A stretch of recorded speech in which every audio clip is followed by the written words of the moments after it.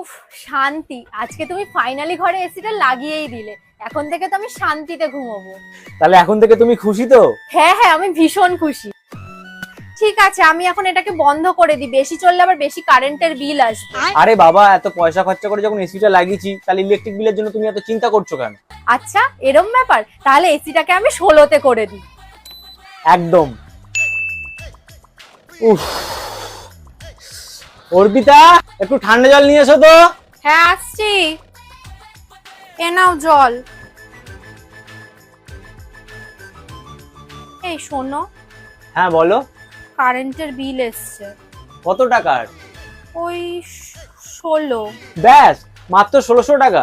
যে ছেলেটা মাসে 16,000 টাকা মাইনে পায়, সে মাত্র 1600 টাকা ইলেকট্রিক বিল দিতে পারবে না? আরে 1600 না, 16,000 টাকা। কত? হ্যাঁ।